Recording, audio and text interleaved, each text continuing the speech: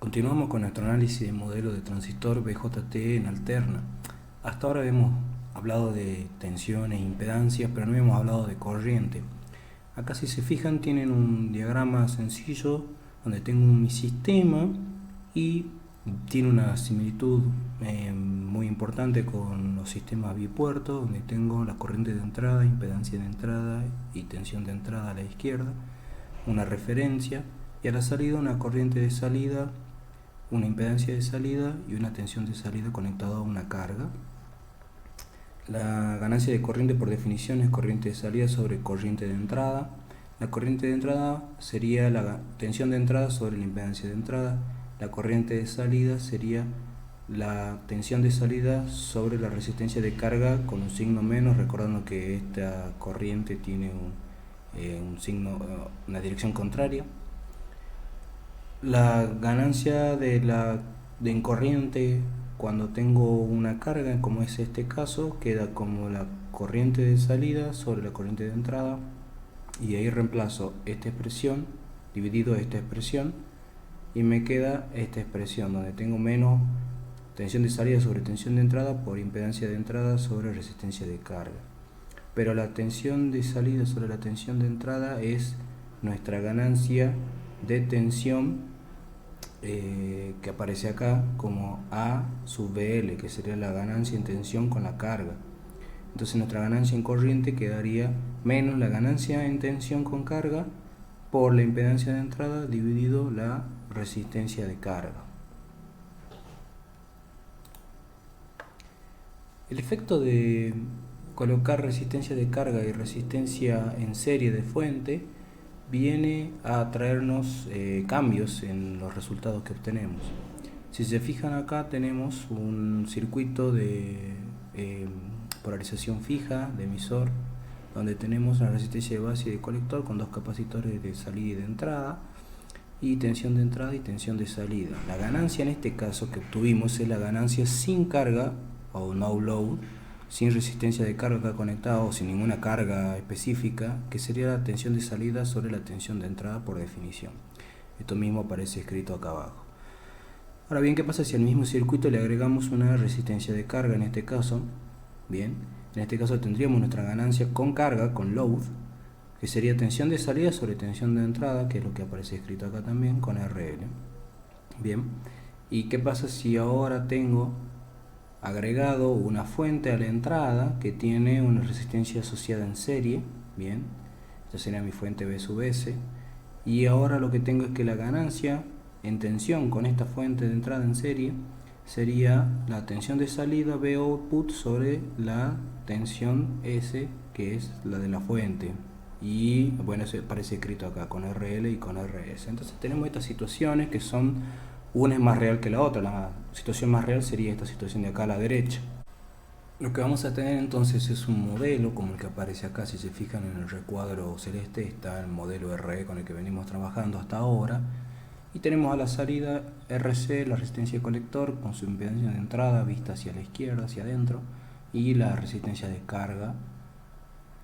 Tenemos a la entrada la resistencia de base, la tensión de entrada entre este borne y la referencia, la impedancia de entrada vista hacia la derecha, y tenemos agregada la fuente de entrada, esta fuente de source, y la resistencia está en serie. Entonces tenemos lo siguiente: la resistencia R'L que aparece acá sería el paralelo de estas tres resistencias, y podemos aproximarlo a RC paralelo RL, ¿sí?, considerando que son más pequeñas que RO.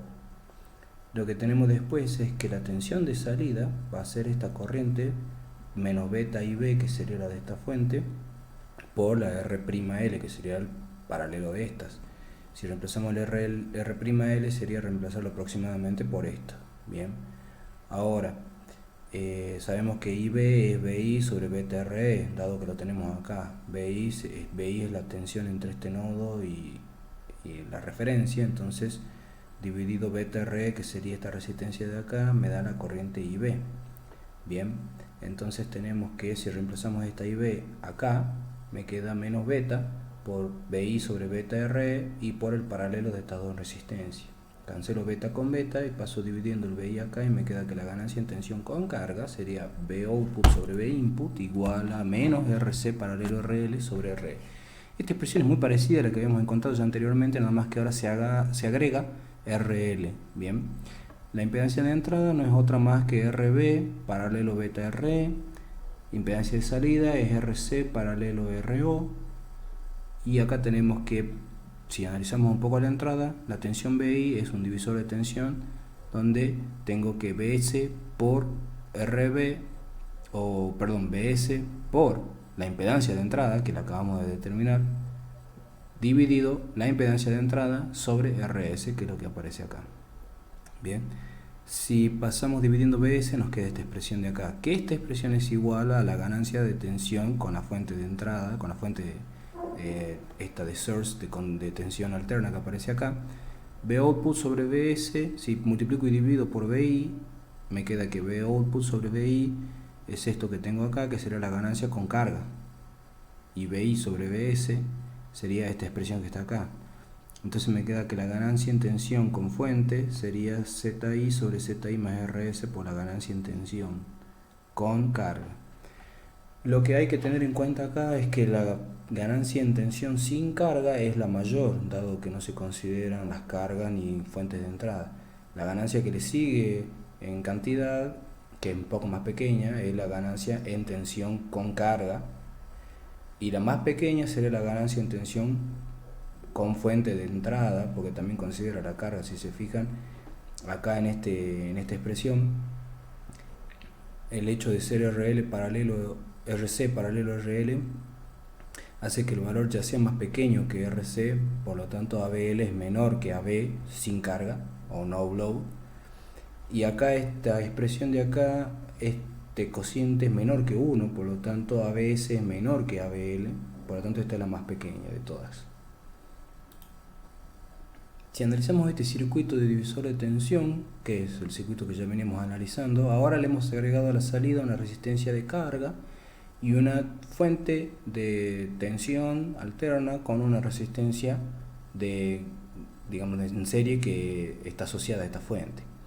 Si utilizamos el modelo en corriente alterna, sería este modelo de acá, que es el mismo modelo que ya venimos trabajando, excepto que tenemos que agregarle RS, BS acá, y a la salida RL.